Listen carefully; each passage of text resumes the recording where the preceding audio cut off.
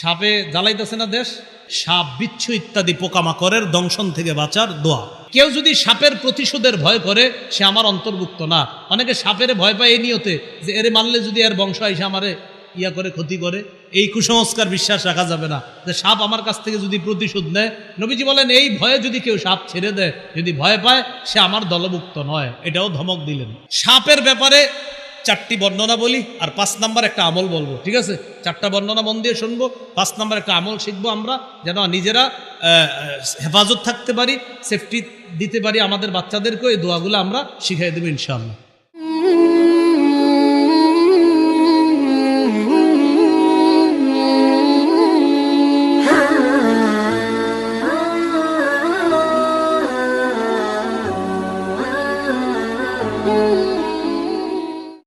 আবু দাউদের বর্ণনা 5248 নম্বর হাদিস। এই হাদিসের মধ্যে আসছে আন আবি হুরায়রা রাদিয়াল্লাহু তাআলা আনহু قال قال رسول الله صلى الله عليه وسلم ما سالمناهن منذ حاربناهن। রাসূলুল্লাহ সাল্লাল্লাহু আলাইহি সাল্লাম বলেন, যেদিন থেকে সাপের সাথে যুদ্ধ ঘোষণা করেছি, নবীজি বলেন, সেদিন থেকে এখন পর্যন্ত সাপের সাথে আমরা সন্ধি চুক্তি করি নাই। সাপের সাথে যেদিন থেকে আমাদের যুদ্ধ, এখনো পর্যন্ত তাদের সাথে শান্তি চুক্তি করি নাই, সন্ধি চুক্তি করি নাই। অতএব এটারে পাইলেই মারবা। মান তারাকা শাইআন মিনহুন্না খিফাতা, কেউ যদি কোনো সাপ দেখার পরেও ভয়ে এটারে ছেড়ে দেয়, ফালাইসা মিন্না, নবী বলেন সে আমাদের উম্মতের অন্তর্ভুক্ত না। যেদিন থেকে, মানে এটা ধমক দিছে নবীজি, এটা দেখার পর যদি কেউ ভয়ে এটারে ছেড়ে দেয়, সে আমার দলভুক্ত না, আমার উম্মতের এটা ধমক দিল যে তুমি এটা আমার আরেক উম্মতকে তো এই সাপ জ্বালাবে, তুমি ছেড়ে দিলা কেন? এটা তুমি হত্যা করার চেষ্টা করো। তো নবীজি কি বললেন?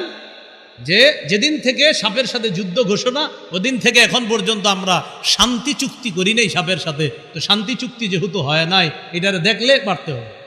এটা হলো আবু দাউদের 5248 নম্বর হাদিস। আবু দাউদের 5249 নম্বর হাদিসের বর্ণনা। আন আব্দুল্লাহ ইবনে মাসউদ রাদিয়াল্লাহু তাআলা আনহু قال قال رسول الله صلى الله عليه وسلم اقتلوا الحيات كلهن। রাসূলুল্লাহ সাল্লাল্লাহু আলাইহি সাল্লাম বলেন, তোমরা সব সাপকে হত্যা করো, তোমরা সব সাপকে হত্যা করো, সব ধরনের সাপ তোমরা হত্যা করো। এই কথা বলার পর বললেন, ফামান খাফা সাআরাহুন্না ফালাইসা মিন্নি, কেউ যদি সাপের প্রতিশোধের ভয় করে সে আমার অন্তর্ভুক্ত না। অনেকে সাপের ভয় পায় এই নিয়তে যে এরে মারলে যদি এর বংশ এসে আমারে ইয়া করে ক্ষতি করে, এই কুসংস্কার বিশ্বাস রাখা যাবে না যে সাপ আমার কাছ থেকে যদি প্রতিশোধ নেয়। নবীজি বলেন এই ভয়ে যদি কেউ সাপ ছেড়ে দেয়, যদি ভয় পায়, সে আমার দলভুক্ত নয়। এটাও ধমক দিলেন। আবু দাউদের বর্ণনা 5251 নম্বর হাদিস। এই হাদিসের বর্ণনাকারী আব্বাস ইবনে আব্দুল মুত্তালিব রাদিয়াল্লাহু তাআলা আনিল আব্বাস ইবনে আব্দুল মুত্তালিব রাদিয়াল্লাহু তাআলা আনহু قال قال لرسول الله صلى الله عليه وسلم إنا نريد أن نكنس زمزم وإن فيها من هذه الجنات يعني الحيات الصغار। ইয়া রাসূলুল্লাহ, জমজম কূপটা মাঝে মাঝে পরিষ্কার করতে চাই, জমজম কূপের আশেপাশে ঝাড়ু দিতে চাই, পরিষ্কার করতে চাই। আচ্ছা কি সমস্যা?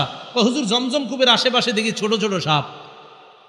ফাআমারান নবী সাল্লাল্লাহু আলাইহি ওয়াসাল্লাম বিকতলিহিন্না, নবী হুকুম করলেন এগুলার মেরে ফেলবা, ছোট ছোট এগুলার মেরে ফেলবা। তো দেখবেন বাড়ির আঙিনায় অনেক সময় ছোট্ট ছোট্ট সাপ, এগুলা এরকম দেখা যাইতে পারে, মেরে ফেলতে হবে।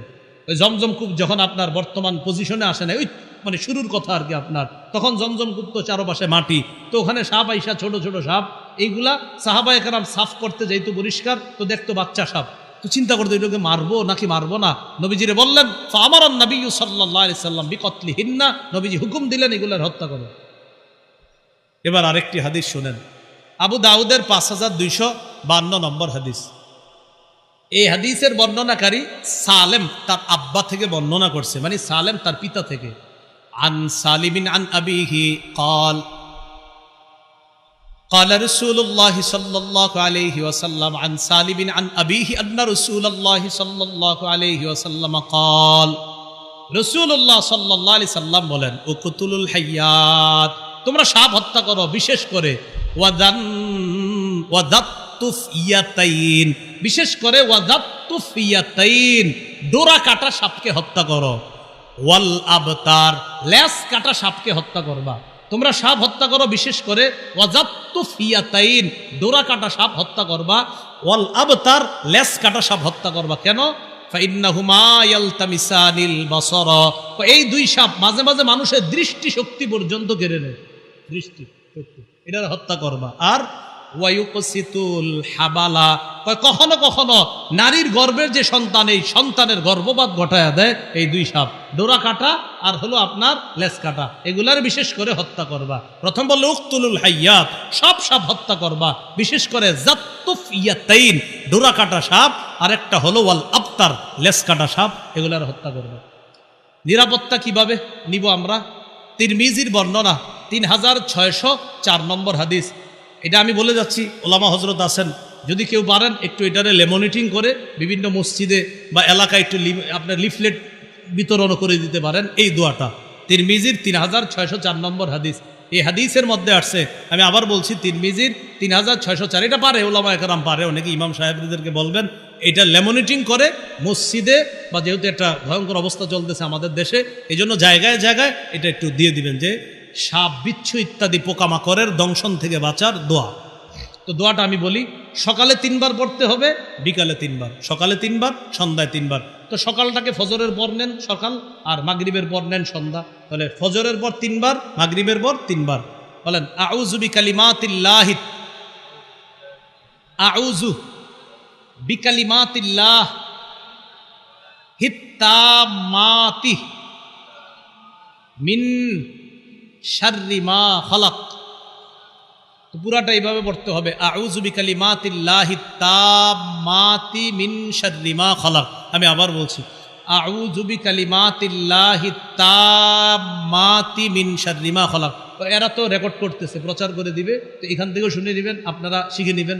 তাহলে আউযু বিকালিমাতিল্লাহি তাম্মাতি মিন শাররি মা খালাক, সকালে 3 বার, রাতে 3 বার। ইনশাল্লাহ এই পোকা মাকড়, জীব জন্তু, জানোয়ার ইত্যাদির ক্ষতিকারক বস্তু প্রাণী থেকে আল্লাহ হেফাজত করবে।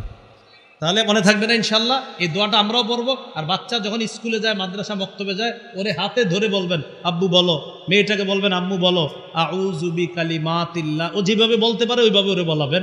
এটা 3 বার বলায়া মাদ্রাসায় পাঠাবেন, আবার সন্ধ্যায় ওরে 3 বার ওর মুখ দিয়ে এগুলা বলাবেন, শিখাই দিবেন। আল্লাহ আমাদের সকলকে আজকে যে আলোচনাগুলো হলো, আমরা সবাই যেন এগুলোর উপরে আমরা আমল করতে পারি, আল্লাহ তৌফিক দান করে।